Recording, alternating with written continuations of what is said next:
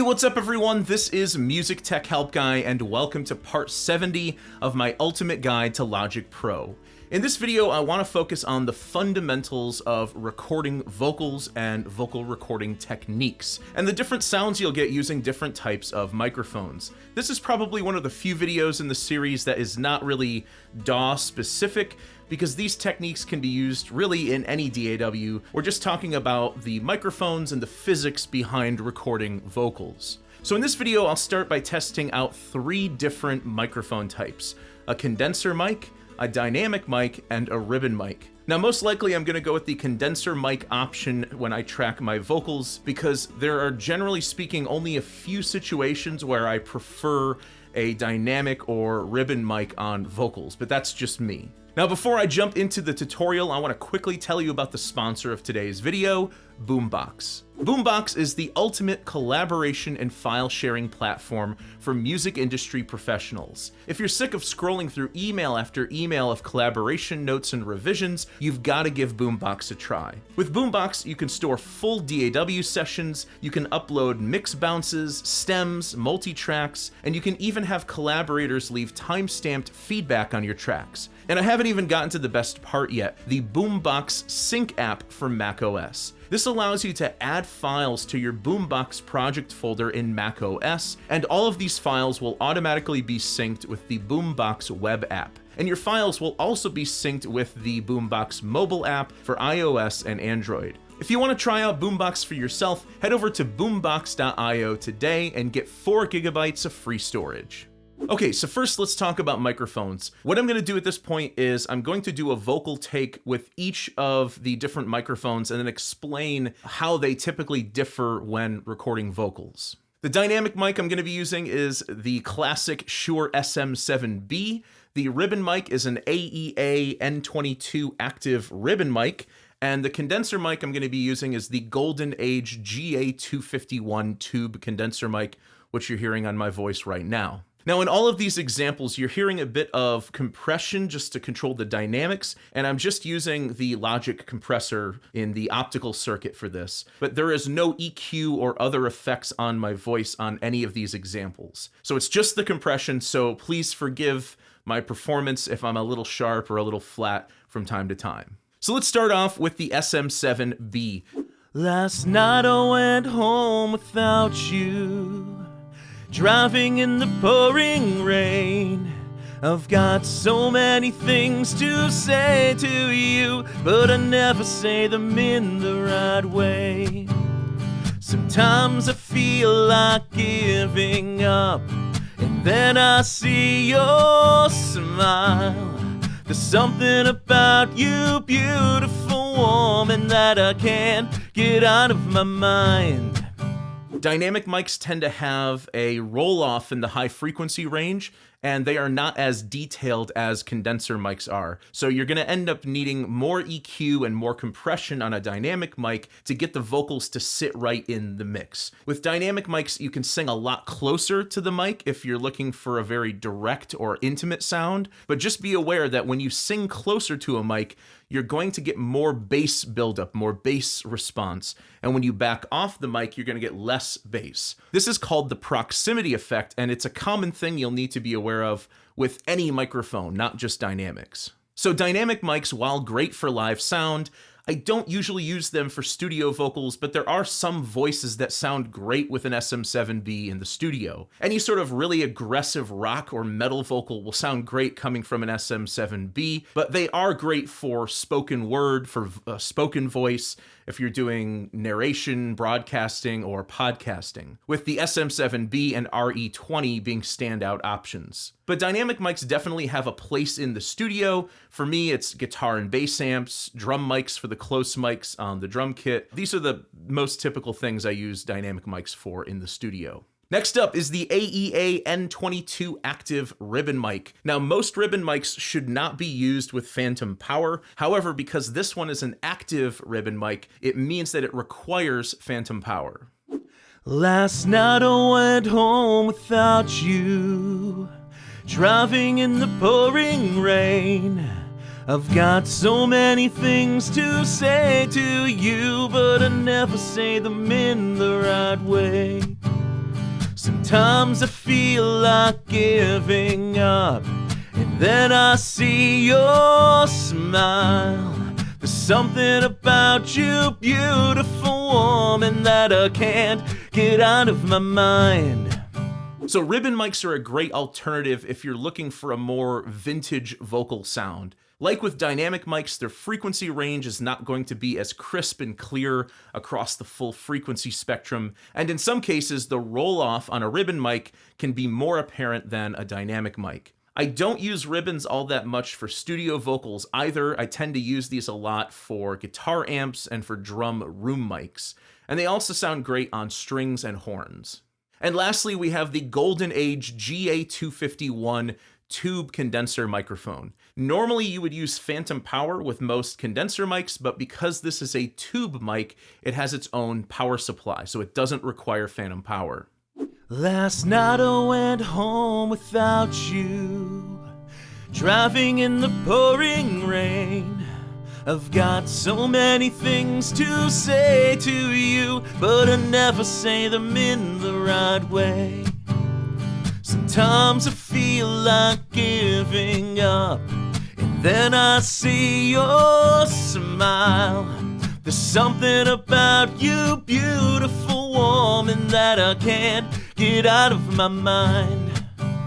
Condenser mics tend to have a better frequency response overall, and they also have a higher sensitivity than other types of mics, meaning you can pick up sounds that are close or far away from the mic with relative ease. Condenser mics, especially tube condensers, are my go-to choice for most studio vocal situations. But there are definitely some situations where a singer has a really unique vocal timbre or a dynamic range, like a really wide dynamic range that doesn't take well on a condenser. In those situations, I might experiment a bit and find a better mic suited for that singer. But I'd say about 95% of the time, I'm using condenser mics for studio vocals. Now, regardless of what type of microphone you're using, there are some basic techniques and fundamentals regarding vocal recording that need to be addressed as well. Number one, the proximity effect. If your vocals are coming out kind of boomy or bassy or with a lot of plosives, try backing off the mic a few inches and see how it affects your vocal recording. But you don't want to be too far away from the mic either, because then you won't get enough bass response, and you'll also pick up more of the reflections from the room. So there's this careful balance between not being too close to a mic, but also not being too far away. I tend to shoot for about 4 to 8 inches from the mic, so I usually just do something like this, and that's about, that distance with my hand is about the distance I'm looking for. And, singers tend to move around a bit when they sing, so really the best thing you can do, or the best sort of tip you can give a singer, is as you sing higher or louder parts, sort of back off the mic a little bit, and then as you sing softer parts, get a little bit closer to the mic. And what this will do is it's almost like a natural compression. You're using the space between you and the mic to control the dynamic. Number two, plosives and pop filters. Now, sometimes hard consonants like P's and B's can result in plosives, which are the result of a puff of air into the diaphragm of the mic. To combat this, I always recommend using a pop filter regardless of mic type. Peter Piper picked a peck of pickled peppers. Peter Piper picked a peck of pickled peppers. Peter Piper picked a peck of pickled peppers. Peter Piper picked a peck of pickled peppers. Number three, sibilance and high frequency response. Sibilance describes the high frequency S sounds and other consonant sounds in the human voice. Sibilance is going to vary from singer to singer, and while sibilance can be dealt with in mixing with a de-esser, you can also reduce sibilance by positioning the mic differently. And this has to do with just the way sound works in an acoustic space. So higher frequencies tend to be more unidirectional, meaning they travel mostly in one direction. Low frequencies tend to be more omnidirectional, meaning that they tend to propagate all around a sound source. So while changing the distance from the mic will affect the bass response, changing the angle of the mic will not affect the bass response that much. However, changing the angle of a mic will have a noticeable effect on the high frequencies, so this will affect the sibilance. With condenser mics, I tend to angle the mic up or down a bit so that the capsule or diaphragm is not perpendicular with my mouth. This helps reduce sibilance even without using a de-esser. However, it should be said that dynamic and ribbon mics, these don't really pick up as much of the top end, so angling the mic is not usually as necessary when using those types of microphones. Number 4, polar patterns. Polar response patterns describe from what direction or directions does a microphone pick up sound. Most dynamic mics are going to be cardioid by design, meaning that they pick up mostly from the front of the mic and a little bit from the sides. There are other variations of cardioid like supercardioid, hypercardioid, ultracardioid, and subcardioid, but these are all cardioid polar patterns that pick up from the front of the mic in varying levels of focus. Most ribbon mics are bidirectional or figure 8, meaning that they pick up from the front of the mic and the back of the mic and less from the sides. This is a feature that is just a result of the ribbon design. Unlike a moving coil diaphragm in a dynamic mic, the pickup of a ribbon is difficult to limit to just front-only pickup. This bidirectionality also makes ribbon mics very susceptible to the proximity effect, although there are some specialized ribbon mics that have a non-bidirectional pickup. And lastly, we have omnidirectional, which means that the mic is going to pick up sound equally from all directions. This is typically only a polar pattern you'll see on condenser mics. Now, while I don't use omnidirectional pickup very often, it is great when you need to have multiple musicians all on one mic in different positions around the mic, or maybe you're doing some string or wind instruments, or you want to pick up some more of the room or hall that you're recording in. And omnidirectional mics tend to be the least affected by the proximity effect. You'll find that many condensers have 2 or more options for switchable polar patterns. With the GA251, I just have 2 options, cardioid or omnidirectional, so I'll stick with cardioid for these recordings. Okay, so those are the most important recording guidelines for miking vocals. Let's dive into my vocal recording workflow in Logic. It's very common when I record singers that I'm not 100% familiar with their song. So typically what I like to do first is have the singer do a pass of the entire song from beginning to end. It's totally okay if the first take is not perfect or if it has some minor mistakes in it. What I can then glean from this initial vocal recording is it sort of maps out the entire song structure for me. So I'll often use the first vocal take as a roadmap of the song and then add markers if I haven't done so already. What it also does is it lets me see visually how each vocal section of the song is separated, and this allows me to break up each of these parts into more manageable chunks for recording. So in order to make sure that I get the best takes possible and I don't wear out the singer's voice or I don't wear out my voice, I like to record each verse first. Then I'll do, at least 3 takes, but up to 8 or 10 if needed. And it all has to do with how consistent and prepared the singer is. Then I'll do any pre-choruses or any bridge type sections, and then the final choruses. Now, in many cases, the choruses are just a copy-paste job, so you'll have to check with the singer and see how they want to approach that in their song. Do they want to just copy and paste every chorus and make it exactly the same, or do they want to have each chorus be a little bit different? So here in Logic, you'll see I've already done my first full take. I'm going to start with the first verse. What I like to do is set the cycle range around the area where I want to record. So I usually give myself about 1 or 2 bars of lead-in time and then 1 to 2 bars of lead-out time. This also makes it really easy for me to record on a loop if I'm doing all of the recording myself. Before recording, just make sure to go up to Logic Pro Settings, Recording, and then select Create Take Folder for both Cycle Off and Cycle On for audio takes. This will make sure that all new takes are packed into a take folder.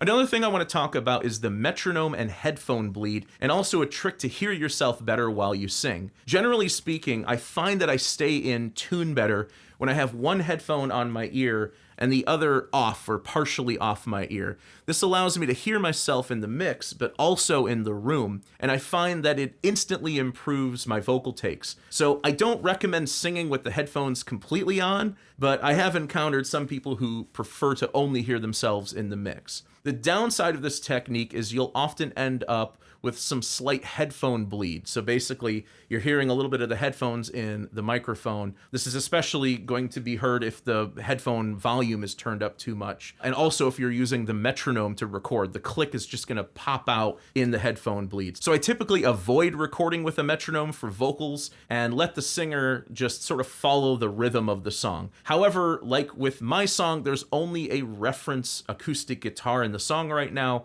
so there are definitely some spots where I can't just follow the rhythm of the guitar. A trick I use is to automate the level of the metronome. To do this, go to the mixer, click on All, and here you'll see the hidden click track. Select this, then right-click or control-click and select Create Track. This will create a track in the Tracks area where I can press A to pull up automation and then automate the level of the click throughout the song. Not only do I not have any drums in the song yet, it also starts on a pickup note in the vocals, so I need the metronome for reference here. So here I'll create some automation to have the click more present in the pickup section, the very first bar, and then once the guitar comes in, I'll pull the metronome way down so it's barely audible, but just enough so I can still keep it in my headphones as a rhythmic reference to stay in time. And this will also make sure that it doesn't show up in any headphone bleed. Okay, so now I'm ready to do the verse a few times, so let's do that right now. Last night I went home without you, driving in the pouring rain. I've got so many things to say to you, but I never say them in the right way. So there's my first take. To do another, just simply record right on top of it, and Logic will automatically pack the second take into a take folder. Last night I went home without you, driving in the pouring rain. I've got so many things to say to you, but I never say them in the right way. Let's do one more take on top of that. Last night I went home without you, driving in the pouring rain. I've got so many things to say to you, but I never say them in the right way. And as I demonstrated in previous videos, you can double-click on take folders to view all of the takes you've recorded inside, and you can select the best one, or use quick swipe comping to edit together a good take. Okay, so off screen I went ahead and recorded the second verse, as well as the pre-chorus, which is just a copy and paste job. And I recorded several takes for each of these sections. So what I'll do at this point is I'll play you the whole thing so far with the best takes picked out for each section. Last night I went home without you, driving in the pouring rain. I've got so many things to say to you, but I never say them in the right way. Sometimes I feel like giving up, and then I see your smile. There's something about you, beautiful woman, that I can't get out of my mind. I know it's hard, I know it's tough, I know we've fucked up so many times enough. Just keep on trying, keep on living, love me like you always did. Just stop the hurting, stop the healing, live this life 'cause it's worth living, live this life 'cause it's worth living.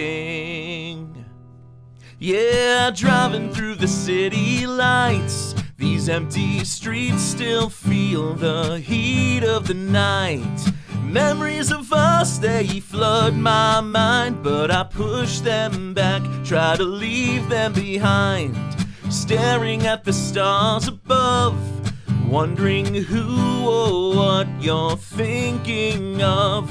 We can't go back to a better time. Our hearts are broken and torn, they will never align. I know it's hard, I know it's tough, I know we fucked up so many times enough. Okay, so one thing I just want to point out here is that this is not the full song. The arrangement is not finished. The song order of this song is actually verse, pre-chorus, verse, pre-chorus, chorus, bridge, chorus, out.